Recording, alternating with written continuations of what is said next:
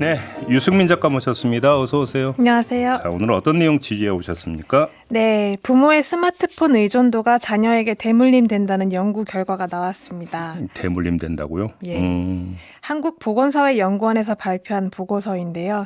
부모의 스마트폰 의존 정도가 높으면 자녀가 스마트폰에 중독될 확률도 80%에 육박한다라는 내용입니다. 과연 어떻게 대물림이 될 수 있을 것인가를 알아봤습니다. 어떻게 대물림이 되는 거예요? 예, 그게 그 연구 결과가 있는데요. 결과적으로 요지는 부모가 하는 행위를 아이들이 따라한다는 점입니다. 그러니까 유전자를 통해서 대물림 되는 건 아니고 그렇죠. 행위 모방. 모방. 그렇죠. 네, 그렇습니다. 예. 부모는 자녀를 비추는 거울이다라는 말이 있듯이 이걸 연구 결과로 증명을 해준 셈인데요. 연구는 어떻게 진행이 된 거예요? 예, 우선 초등학교 6학년생 2,229명 그리고 이 학생들의 부모 2,229명 양쪽을 대상으로 진행된 연구였습니다. 네네. 스마트폰 저의존형 그리고 평균형, 고의존형 이렇게 세 가지로 분류를 해서 분석을 했는데요.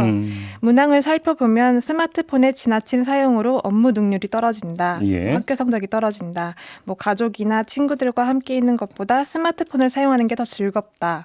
스마트폰 사용 시간을 줄이려고 해보았지만 실패한다. 이렇게 총 네. 15개 문항을 가지고 파악을 한 그래서 겁니다. 이제 점수 매겨가지고 이제 고의존형, 뭐 저의존형 이렇게 분류를 했다. 네. 그래서 결과가 어떻게 나왔는데요? 가장 인상적이었던 결과는 부모가 고의존형이면 자녀의 78.6%가 고의존형에 속한다라는 결과였고요. 예. 반면 부모가 고의존형인데 자녀가 저의존형인 확률은 9.7%에 그쳤습니다. 네네. 또 50% 이상이 부모의 스마트폰 의존도 유형과 동일한 형태로 자녀에게 전이가 되는 그런 경향을 보였고요. 예. 결과적으로 부모가 스마트폰에 많이 의존할수록 자녀도 의존하는 경향이 확인된 셈입니다. 그렇죠. 부모님이 스마트폰 열심히 하고 있는데 저는 가서 공부하겠습니다라고 하는 자녀가 그렇게 드물죠. 많지는 않겠죠. 예. 네. 아무튼 근데 지금 대상이 6학년이었다고 했잖아요. 예. 왜 6학년을 설정한 거예요? 저도 그 부분이 굉장히 눈에 띄어서 의문을 가졌었는데요. 네. 이거는 연구를 직접 진행했던 이대 사회복지학과 안성경 연구원의 이야기를 들어보겠습니다.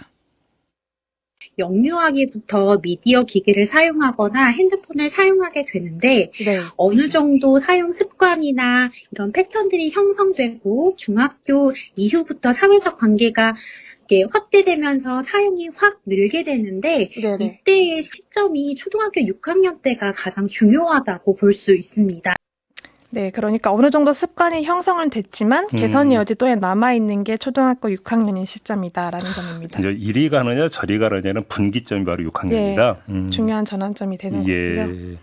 그러니까 이 얘기는 거꾸로 시점을 놓치면 아이의 스마트폰 사용 습관을 바꾸기 어렵다라는 얘기가 되는 거잖아요. 예. 그 이야기는. 예. 그리고 습관을 바꾸려면 부모부터 바꿔야 된다. 이런 이야기가 되는 거고. 네, 그렇습니다. 예. 그 어렸을 때는 아무래도 휴대폰을 접할 때 이제 부모의 통제나 관리를 받으면서 자라게 되는데요.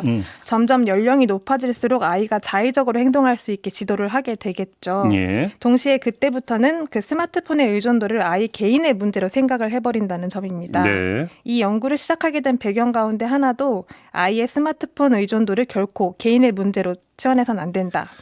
그러니까 옛말에 우는 아이 떡 하나 더 준다고 했는데 요즘은 우는 아이 스마트폰 쥐어준다. 네. 들어보셨습니까? 예, 저희 친구들도 그렇게 하고 있었는데요. 그러니까 결국은 보니까 부모가 바뀌어야 되는데 네. 문제는 하지마만 해서 되는 건 아니잖아요. 네. 지도를 어떻게 해야 된다는 거예요. 네, 막상 구체적인 지도가 제일 중요할 텐데요. 이거는 연구진 중에 한 명이었던 이대 사회복지학과 정익준 교수의 이야기를 우선 들어보시겠습니다. 내용을 어떻게 활용하고 있는지가 되게 중요한데 그거는 전혀 모르세요. 휴대폰 사용 방법에 대한 개입은 전혀 안 되고 있다는 뜻인가요? 그렇죠. 예, 뭐 시간에 대한 통제만 있을 뿐이지 어떤 앱을 주로 사용하고 있는지 어떤 영상을 주로 보고 있는지 이런 것에 대해서는 전혀 모르고 계신 거 아닌가. 예, 아이와 대화를 통해서 뭐 가정만의 규칙을 만든다든지 이런 것들이 훨씬 더 중요할 수 있겠다. 네. 뭐 지난달 프랑스에서는 이제 11세 미만 어린이의 휴대폰 사용을 금지하고 15세까지는 SNS 이용을 금지하는 방안을 검토하겠다라고 해서 화제가 됐었는데요. 이게 세계적 이슈였었죠. 예, 그렇죠. 그런데 오죽했으면 저럴까라는 생각을 하신 분들도 분명히 많이 계셨을 것 같습니다. 그런데 그 오죽했으면 저럴까라는 말이 절로 나오는 상황을 또 만드는 것 또한 이 부모일 수 있다는 점을 상기시켜주고 있는 것 같습니다. 그러니까 우리 촌철님도 아마 그런 장면 종종 목격하셨을 텐데 식당이나 이제 사람들이 많이 모인 곳에서 네. 아이가 막 울면 예. 부모가 막 당황하다가 아이의 울음을 그치게 하기 위해서 스마트폰을 쥐어주는 경우 그렇죠. 이런 장면 뭔가 종종 보셨을 겁니다. 네. 그러면 아이가 울음을 뚝 그치고 여기에 집중을 하거든요. 예. 그 순간은 모면할 수 있을지 모르겠지만 과연 이런 게 아이한테 정말 도움이 되는 것이냐. 그렇게 놓고 본다면 아이가 스마트폰에서 손을 그러니까 떼지 못한다라고 부모가 막 뭐라고 하는데 네. 따지고 보면 그게 다 부모로부터 비롯된 것일 가능성이 상당히 높다라는 지금 그 연구 결과인 거잖아요. 그렇죠. 예, 그게 증명이 된 셈입니다. 그러니까 부모님의 자성이 필요한 예, 그렇습니다. 자성이 필요하다라는 이런 연구 결과로 해석을 해도 되는 거죠? 예. 네. 알겠습니다.